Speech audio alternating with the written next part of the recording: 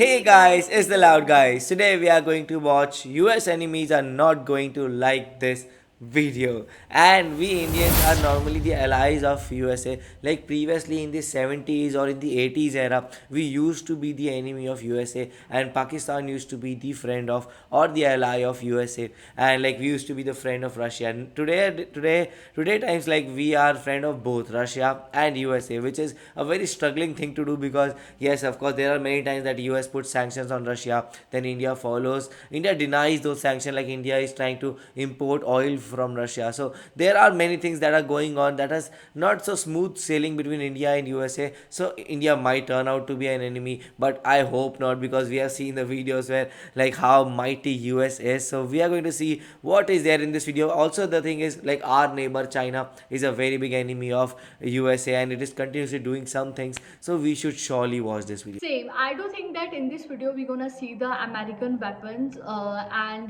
we're gonna see how how America is making their new kind of weapons and what America is doing development, because this because any anime would not like that their anime would do good in their do good. So yeah, maybe in this video we're gonna watch that. So earlier we watched a lot kind of video where we saw a lot of weapons, we saw jets, we saw trucks, and literally that video was so shocking for me because I didn't see this kind of videos or weapons before. So maybe in this video we're gonna see these weapons, or basically we're gonna see the army, maybe army of the America.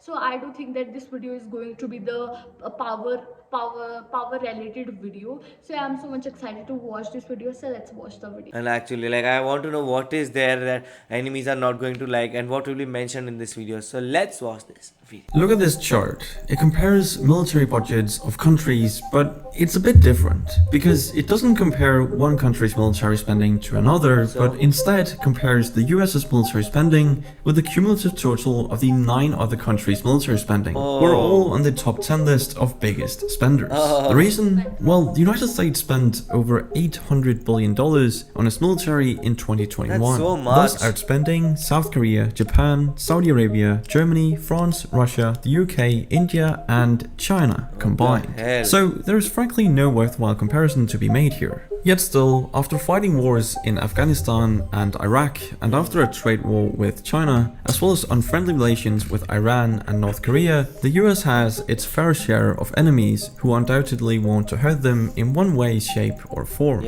So, hypothetically speaking, despite such a well-equipped military, could an enemy ever successfully invade the US or make devastating damages to the nation in some way? Well, as it turns out, this question was a bit harder to answer than I initially planned, because the military is only one of the reasons why the US is so unconquerable. You see, the US is in an incredible position, geographically, and its secret weapon might therefore be its location. All you have to do is look at this map to understand why. For over 150 years, America's territory has stretched all the way across the continent from the Atlantic to the Pacific Ocean. These huge coasts separate the US from any potential enemy. So even in wartime, the American mainland is very well protected. Take World War II for example, when America fought in both Europe and Asia at the same time. Barely any attacks happened on US soil during the entire war. That meant American factories could keep making planes and weapons without interruptions, unlike the constantly bombed Soviet and British factories. On top of that, the Defense Production Act allowed the president to allocate materials and facilities for national defense, direct companies to prioritize government orders, and offer loans to companies to make this happen fast. In 2020, this law was used to increase the production of ventilators and medical grade masks. So clearly, it's a very useful law to have in the toolbox, since the US still has a domestic industrial base with major shipyards, aviation, and automotive factories. A wartime scenario could easily involve switching to wartime production, so this makes sense. Not to mention the existing military industry, which is already making tanks, planes, weapons and warships for the US military. Factories on US soil are a huge advantage, because the US military can protect its supply chain simply by defending its own territory.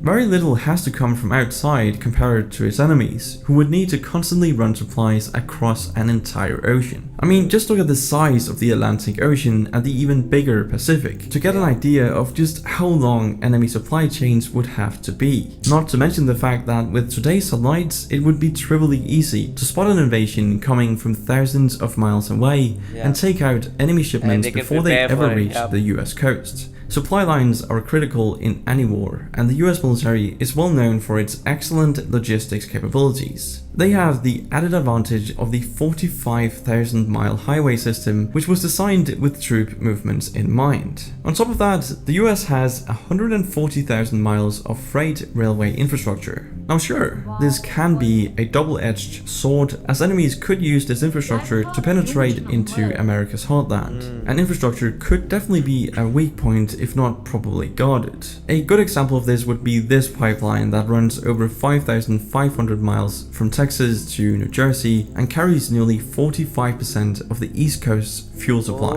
In May 2021, a cyber attack shut down the pipeline for 5 days, and this isn't a fluke either. China and Russia both support cybercrime groups that regularly attack government agencies and companies. The former head lawyer for the NSA, Stuart Baker, told the Washington Post, quote, "We're fighting the cyber equivalent of a land war in Asia every day. But America's infrastructure is more than just highways and internet cables. Back in the day, another kind of highway already connected the Midwest from north to south, the Mississippi River, and the connected Missouri River is the 4th longest river system in the world. So yeah, this river has always been crucial to connecting the economies of major cities like New Orleans, Minneapolis, and St. Louis. Today, the river is still used to ship goods across America. So during an invasion, the Mississippi could likely help move troops and weapons too. What's impressive about the US's geography is how challenging it makes the US to conquer, and that might have to do with the diversity of terrains like deserts, swamps, and mountains. The Appalachian Mountains in the east and the Rocky Mountains in the west serve as major barriers to inland invasion, and the Great Lakes in the northeast form yet another barrier. The result is that the flatter areas along the southern border seem like the best entry point. But the US compensates for these weaknesses with huge numbers of troops stationed in California and Texas. The coasts aren't any easier to invade with hundreds of thousands of troops stationed in military bases. Not to mention the fact that the US has peaceful relations with its neighbors to the north and south, which both have smaller populations and militaries if any turmoil was to unfold. To the east and west, the US has no neighbors as previously discussed, a fact which has led America to focus on other things instead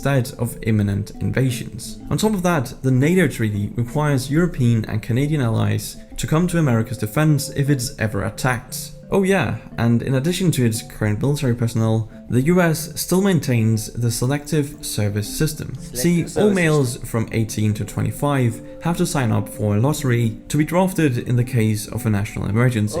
During the height of World War II, the US drafted over 3 million men per year. So this system could potentially expand the US's military personnel by several million. And we're not even done yet, because besides all this, an invasion is still very unlikely for another reason: the Pentagon's unrivaled resources. As I mentioned in the beginning, the US's defense budget is unrivaled. The US spent almost 3 times as much as China in 2021 and 10 times more than Russia. The result is that no country has enough ships or planes to get past the US forces. According to one military expert, quote, "The amphibious assault capability of the combined militaries of the world are simply too insignificant to get a beachhead on a coast." And then we of course have the civilians, who have even more guns than the military.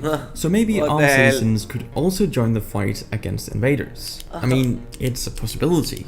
But anyway, Urban Civilians warfare have more presents guns. more challenges than fighting in open combat and often gives an advantage to the country defending its own territory. We only have to look at Russia's failed invasion of Kiev for proof of this factor. While urban areas make up a small amount of US territory, any invader would have to take control of cities to conquer the country, since 82% of the population lives in these cities. Another advantage of armies defending their own country from invasion is the will to fight. According to the RAND Corporation, a think tank closely tied to the Pentagon, will to fight means the disposition and decision to fight, to keep fighting and to win. Okay. The report highlights the times will to fight was emphasized in US military doctrine, demonstrating just how vital it is to military victories. You can clearly see how that influenced the outcome of World War II and the Vietnam War. When a country is invaded, like Vietnam was, it's natural that the invaded country is more motivated to defend its land. I think it's safe to assume the same would apply during an invasion of the US. But let's shift gears for a bit and discuss one enormous US advantage I haven't mentioned, which is self-reliance for its food, energy, Yes, and that is a weapons very needs. big thing. Take these green areas for example. This land is mostly used for agriculture since only 2% of America's land is in urban areas. This low-lying land is a major reason why the US is nearly self-sufficient in agriculture and even exports food to many countries around the world. It also explains why America now actually has the most arable land in the world. That's right, the US has more Most. arable land than India and Oh, China. wow. What's more surprising is that India is only a third the size of the US, and China is slightly smaller but can only sustain large populations near its east coast. The crazy thing is that both of those countries have over 1.3 billion people, or Yeah. about 1 billion more than the US population. And since the US is only projected to grow by another 100 million people over the next century, the US likely has enough resources to support a billion-plus population, but they don't need to.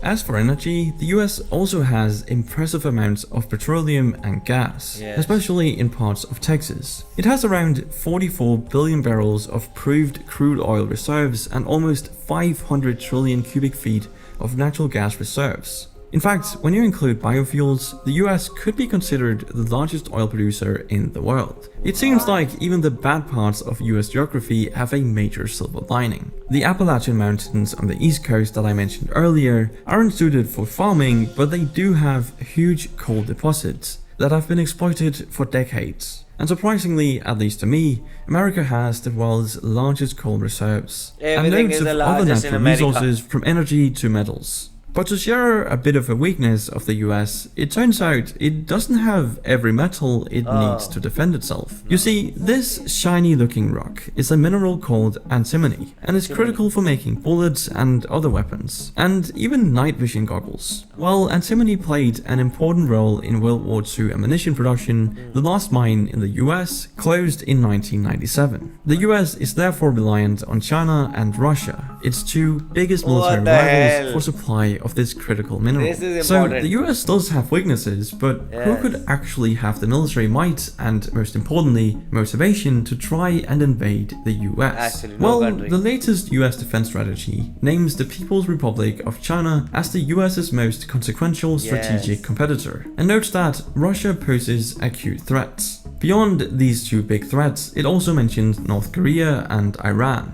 But let's focus on China for a bit. It's true that China is slowly building up its military capabilities, but it isn't even ready to launch an invasion on the island of Taiwan, let alone the west coast of the United States. I don't think I even need to mention how the loss of its largest trading partner would devastate the Chinese economy. Still, there's some reason for concern. If China disabled American satellites, it could debilitate the US military's ability to monitor troop movements in real time. Oh, If you're yes. thinking this sounds like science fiction though, you'd be wrong, because in 2007, China successfully destroyed one of its own satellites with a ballistic missile. Floating 850 kilometers above the Earth, the destroyed satellite is at a similar altitude to US intelligence satellites. Oh. So China could theoretically destroy them too. It In might be a terms of show-off Russia, also. well, they have now performed a similar test, which endangered the crew of the ISS. Taking out satellites is a bit extreme though, because it causes hazardous space debris that would Yes. affect all current and future satellites. That includes Russia's and China satellites. But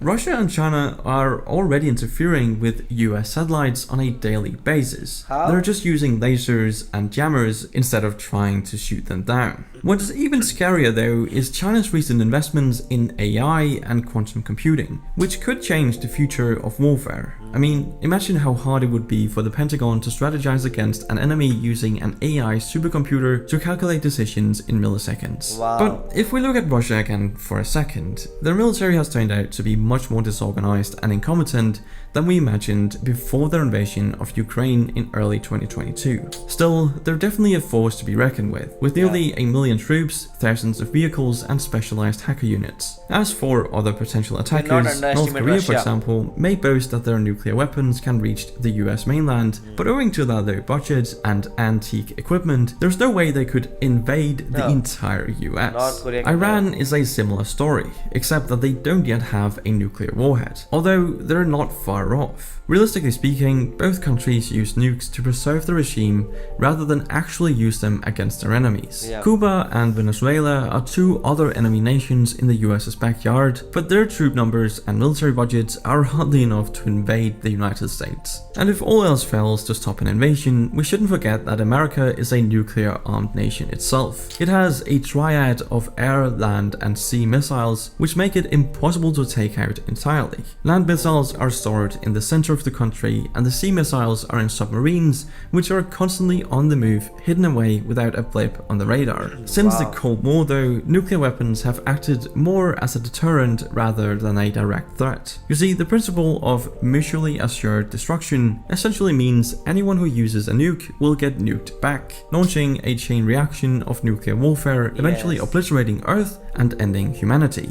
But just for fun, let's compare nuclear arsenals. Alright, so the US and Russia currently have around 5,000 nukes, with around 1,500 deployed at heavy bomber bases and on intercontinental missiles. And then we of course have China. It has a couple hundred nuclear weapons, but none of them are deployed. Now, these numbers might seem high since they can literally eradicate humanity, but this is actually a low point from the peak of 70,000 nukes worldwide in the mid-1980s. What's still quite worrying though is that while the US claims to have decommissioned over 11,000 nuclear warheads since 1994, China and Russia are thought to be increasing their stockpile. But despite this, I hope you can see how costly it would be to even attempt an invasion of the US. Any hypothetical invasion would have to overcome the US's huge military and geographical advantages to gain any ground. While it is plausible that a major state actor like China or Russia could take out satellites and hack critical infrastructure, they'd also have to contend with the millions of well-equipped troops on the ground and a hostile armed population. So realistically, a physical invasion isn't really a possibility, but what if America's enemies could get what they wanted without an invasion? Well, it turns out it's much easier to conquer hearts and minds in an information war than to win with soldiers on the ground. And that might have something to do with Russia's influence campaign in the 2016 US presidential elections. See, after a 3-year investigation, a bipartisan US Senate committee recently concluded that Russia conducted an influence campaign to help Donald Trump get elected. If that's not shocking enough, the report states that Vladimir Putin himself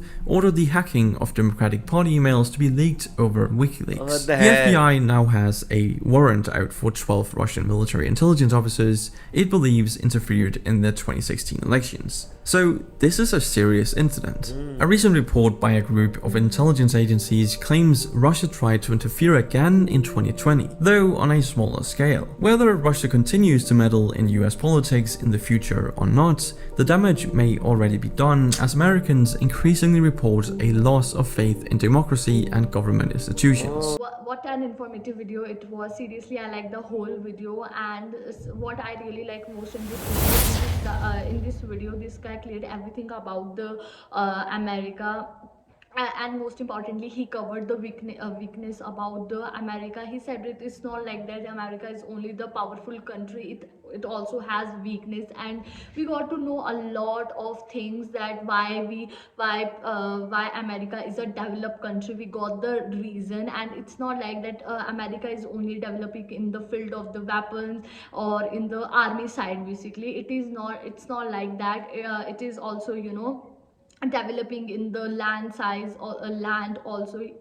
We got to know that if the America has developed so much that he will be sufficient to fulfill the demand of the tons of people of the America, that most of the crops could be come only from the American land. And we got to know that America is the most spender country in the whole world. And we also got to know that it can become the oil most it can become the country who can produce the oil most. So all these things we got to know from this video. And on the other side we got to know the weaknesses of the America. And I do think that if America will work on their weakness, then no country will can defeat the America. And yeah, I really like the whole video. And yes, this video was so informative for me, and I got to know a lot of things from this video. And the point he mentioned at the end was very important. Like, there could be an invasion to America, but that could be from the inside itself, because all the other countries are trying to manipulate the like the individuals or the citizens of USA who are like against the democratic values and who are fighting against all these things. And that could be the biggest, like, weapon against the US authority and everything. Because like we have seen with TikTok, I've seen many documentaries like how TikTok comes into US and like spoils the youth of US. Like, because we have seen like there's a different version of TikTok in China, and there's a different version of TikTok in America. The Chinese TikTok shows educational videos and has a very big timer on it, but the US one shows whatever video you want, and that too has no timer on it. So it is trying to spoil it. And also it is like in many investigations of data theft and everything. So there are things like the other like the countries like China and Russia are doing. They are not doing face on. Nobody can fight US head on. The enemies can only do it by doing some of the other things via the other route, like by hacking or by building an AI or these kind of things. So I think so what we are getting into this world or in future is like there could be very serious or very like stinky fights, or they could just come together and sit together and understand and not fight at all. I don't know what will happen, but yes, this video made sure that the enemies will fear US, and they actually do. But they are also trying some other things, and I think so US should be aware of that also. What are your opinions about it? Do let us know in the comment section below. So do like, share, and Subscribe. bye. Bye.